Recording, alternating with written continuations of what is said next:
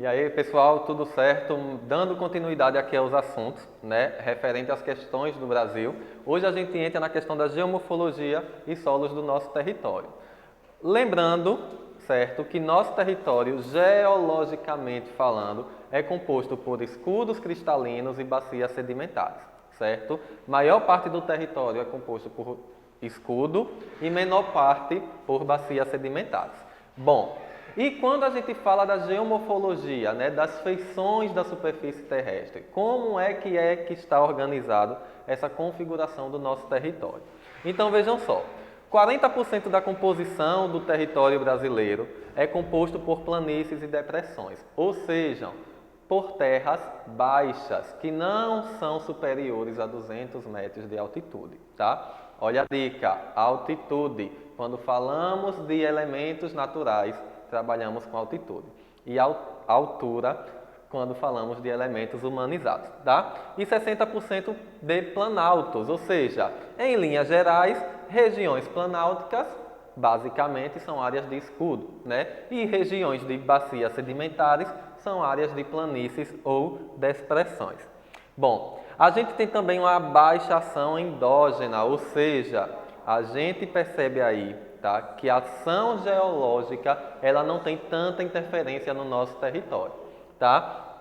Porém, a gente tem uma atuação massiva dos agentes externos, ou seja, dos agentes exógenos. Professor, quais são esses agentes externos que vão atuar aí na modelagem, né, na atuação de intempérica do relevo? Bom, a gente tem aqui, a gente tem aqui a temperatura, né, lembrando que o Brasil é um país tropical, né, então sofre influência constante, né, de temperaturas altas. O Brasil é um país chuvoso, certo? Então, a gente tem uma ação hidráulica muito grande. É um país que recebe uma quantidade de ventos muito grande, principalmente de ventos alísios. Então, a gente tem uma ação eólica constante. E todos esses fatores atuam, né, na modelagem do relevo. E também os nossos biomas, né, que vão fazer a ação biológica da modelagem da superfície terrestre. Bom, para classificar a geomorfologia brasileira, 3 grandes autores são os responsáveis para chegar na atual configuração que nós temos hoje. São eles: Haroldo de Azevedo, que começou todo o processo de estudo das feições, né, superficiais do Brasil; Aziz Absaber, esse que tem uma grande contribuição acadêmica, tá, e também internacional; e por último, né, que aprofundou os seus estudos, né, na questão geomorfológica do Brasil, que é Jurandir Ross, tá? Mas lembrando que Jurandir Ross, ele aprofundou os estudos que Aziz Absaber fez, tá, para levar em consideração outras unidades geomorfológicas que temos aqui no Brasil. Bom, o que foi que Haroldo de Azevedo disse a respeito das estruturas geomorfológicas do Brasil? Bom, ele foi sucinto. Ele disse que o Brasil era recortado por planícies e planaltos. Se vocês observarem a configuração de Haroldo de Azevedo aqui, certo? Ele praticamente só mudou a nomenclatura daquele mapa geológico que nós temos do Brasil. Veja, a região que está aqui toda verde são áreas de bacias sedimentares. As áreas que estão em marrom são áreas de escudo cristalino. E qual foi a alteração que ele fez? Planaltos, onde tem escudos, e planícies, onde são bacias sedimentares. Então veja só, ele começou os estudos em 1940, levou em consideração apenas os aspectos esculturais, ou seja, os aspectos externos da superfície terrestre. Se uma área for baixa e plana, é planície. Se uma área for alta e plana, é planalto. Se uma superfície for alta e arredondada, é uma colina. Isso aí a gente já viu lá no início do ano, tá? Só reforçando. Bom, ele diz também que a altitude é o parâmetro para a configuração do relevo. Como assim? Ele diz que planície e depressão, tá, deve ser considerada áreas tá? Nesse caso a planície, até 200 metros de altitude, ou seja, em relação ao nível do mar, até 200 metros é planície. Acima disso é considerado planalto, tá? E as depressões, áreas baixas entre áreas altas, sejam elas planálticas ou não, certo? Bom, e aqui reforçando, né? Até 200 metros planícies, 200 metros planaltos, e 59% do território brasileiro é recoberto de planalto e 41% recoberto de planície. Quais são as configurações que ele dita aqui? Né? A gente tem aqui o Planalto das Guianas, o Planalto Central, o Planalto Atlântico e o Planalto Meridional. Já as planícies, a gente encontra aqui 3, certo? A amazônica, a do Pantanal e a costeira. Essa configuração é de Haroldo de Azevedo. Bom, aprofundando ainda mais os estudos a respeito da geomorfologia do Brasil, a gente tem aqui Aziz Absal, certo? Então, por que Aziz ele ganha um destaque dentro da questão geomorfológica do Brasil? Porque ele que vai utilizar, certo, em seus estudos, em suas viagens, terminologias específicas para determinar unidades menores do relevo, como é o caso de serras, de terras baixas, de regiões colinosas, tá? Como a serra de morros, né? Mares de morros, melhor dizendo, como a gente tem lá no sudeste do Brasil. Então, todas essas terminologias ele que utilizou para enxutar ainda mais as questões geomorfológicas do Brasil. Então, quando é que Aziz ele vai começar seus estudos? A partir de 1960, certo? Bom, nada mudou, pessoal. O Brasil ele ainda é formado, maior parte por planaltos e menor parte por planícies. Porém, ele pegou essas planícies e esses planaltos e aumentou a sua unidade de estudo, certo? Passando para 10 unidades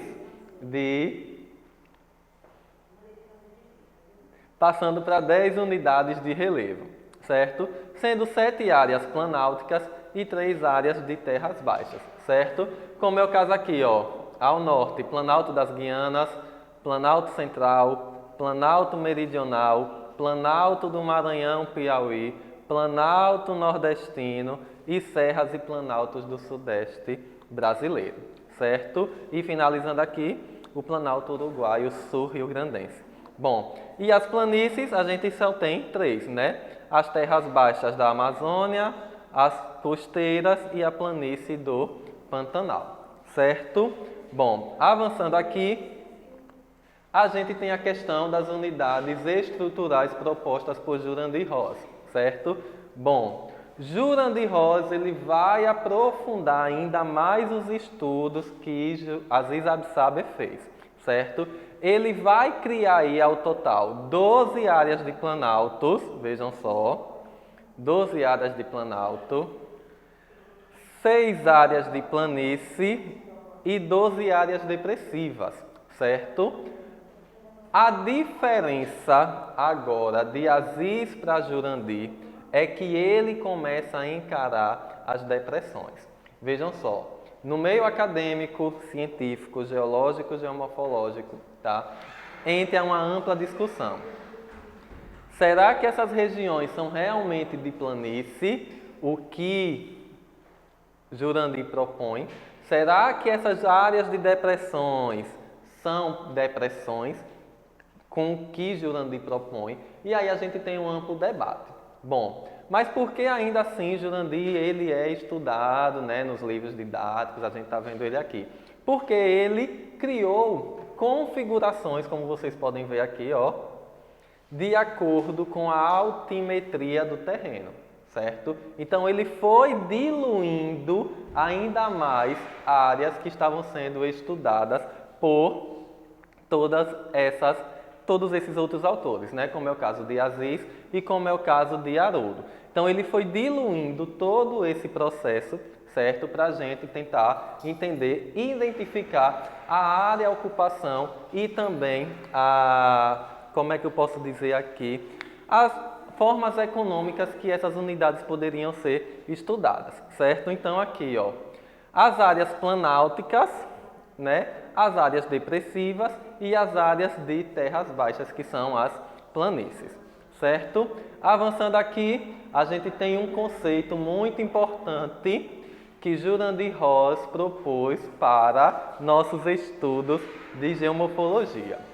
São terminologias, pessoal, que vocês vão utilizar ao longo do ensino médio, certo? Áreas de morfoestrutura, quando vocês observarem esses termos, não esqueçam, tá? A gente está falando na geologia do terreno, estamos falando das características internas, ou de uma região, ou de um país, ou de uma nação, ou de uma forma de relevo, certo? Morfoestrutura é como se fosse o esqueleto daquela unidade de relevo que a gente está estudando. Morfoescultura é toda a característica externa daquele terreno, certo? O terreno, ele é arredondado, o terreno é aplanado, o terreno é colinoso, o terreno parece uma montanha. Isso é uma escultura, certo? E o morfoclima é como o clima vai modificar ou organizar a estrutura e a escultura desse terreno, certo? Então, os critérios, certo? As classificações utilizadas em geomorfologia são essas três, tá? Não esqueçam, Haroldo de Azevedo, Aziz Absaber e Jurandir Ross, certo? E lembrando, não esqueçam desses três termos que a gente vai utilizar ao longo do ensino médio, certo? Bom, avançando aqui no conteúdo, a gente entra também aqui nas questões dos solos do Brasil, certo? Esse estudos de solos é importante, nós já vimos lá no início do ano, na unidade 2, certo? Que todo e qualquer solo é formado a partir de uma rocha-mãe, que sofre o processo intempérico e vai se desagregando, vai fragmentando, vai passando pelo seu processo, né, de desagregação e afilamento até se formar um solo. E que esses solos eles podem ser ricos em nutrientes, que podem ser pobres em nutrientes, podem ter vários horizontes, podem ter poucos horizontes. E aí isso vai dar uma repaginada lá no módulo 2 de vocês que a gente encontra esse assunto. Bom, mas falando do território brasileiro, vejam só, pessoal, cada cor dessa representa um típico específico de solo, certo? Esse mapa aqui é do IBGE, claro, é um mapa muito detalhado, mas os que ganham destaque aqui no nosso território é o argissolo, o chernossolo, o latossolo, o levuissolos, os nitossolos, certo? Bom, começando aqui, nós temos os latossolos, né? São solos profundos, ocupam maior parte do território nacional, veja aí, ó, bem distribuído dentro do território. São solos pobres, mas quando trabalhados se tornam solos férteis, certo? E com horizontes poucos diferenciados. Como assim, professor? Tem a rocha matriz lá e vai ter uma camada, né, superior à rocha, muito, digamos assim, muito fina, certo? Vamos colocar aí, que vai dar para diferenciar quando começa e quando termina ali o processo de formação de solo, certo? Bom, são solos ricos em óxido de ferro e alumínio e geralmente tem coloração vermelha, alaranjada e amarela. Vejam só, quem tem costume de viajar Sergipe Alagoas, certo? Aqui, ó, a gente consegue perceber apenas um horizonte profundo, certo? Esse horizonte aqui, certo? É a formação, digamos assim, quase que total do latossolo. Bom, avançando aí, a gente tem os solos argilosos, né? Que são os argissolos. Bom, são solos heterogêneos, ou seja, uma região pode ter argila de um jeito, outra região pode ter uma argila de outro jeito, certo? Eles não têm praticamente a mesma característica.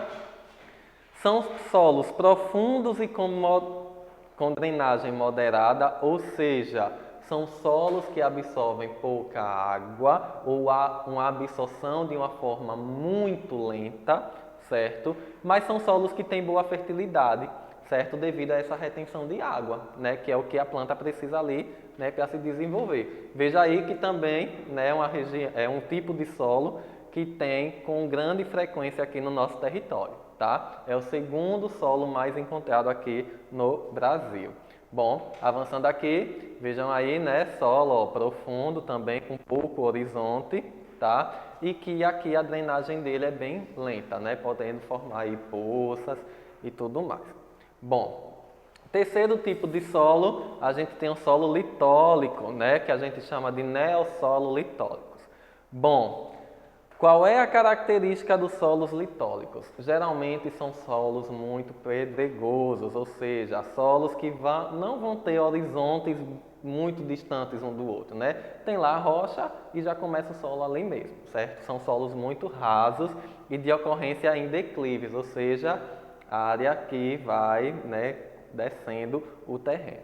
Bom, ocorre especialmente em áreas semiáridas. Se vocês viajarem aqui pelo interior do Sergipe, subindo aqui, vamos lá, pegando Aparecida, Frei Paulo, né, descendo ali para Tubias, Itabaianinha, a gente consegue perceber esses tipos de solo e que aquelas pedrinhas elas são chamadas de cascalhos, certo? Olha aqui, né, o horizonte, né, a gente tem aqui a rocha-mãe. Em um horizonte extremamente pequeno, a gente consegue perceber aqui também, né, os fragmentos da rocha matriz junto ao solo. E aqui, essa imagem eu queria dar um respaldo, que foi o professor Vitor que mandou para mim lá em Cédio de São João. E ele aí disse, o que é que tem aqui para você? Toma aí, certo? Lá em Cédio, ele disse que era uma área que tinha de exploração e deixou de existir porque ninguém achou nada, certo? Mas aqui dá para perceber que é um solo, né, bem pobre, todo, né, fragmentado aí da rocha, né, devido a ser muito raso, certo? Bom, avançando aqui, ainda nessa característica, né, e aqui a gente tem a ocorrência dos solos hidromórficos. Esse tipo de solo, pessoal, acontece em especial em áreas muito próximas aos rios, certo? Geralmente, margem de rio é que a gente consegue perceber a ocorrência desses tipos de solo. Bom, em especial, a maior ocorrência, né, está aqui na região norte, né, na região do curso do rio Amazonas. Bom, uma parte do centro-oeste e só, né, mas geralmente acontece nas margens de rios, esse tipo de solo, certo? A plantação de arroz, por exemplo, ela necessita desses solos hidromórficos, que são solos ricos em água, mas vejam só, são solos extremamente profundos também, certo? Que sofreram um processo de intemperização aí constante devido às águas. Bom, finalizando aqui, eu quero que vocês façam um caderno mais do módulo 3 todo, tá? Lembrando, referente aos 3 capítulos que nós estudamos ao longo dessa unidade. Ok? Valeu e até o nosso próximo encontro.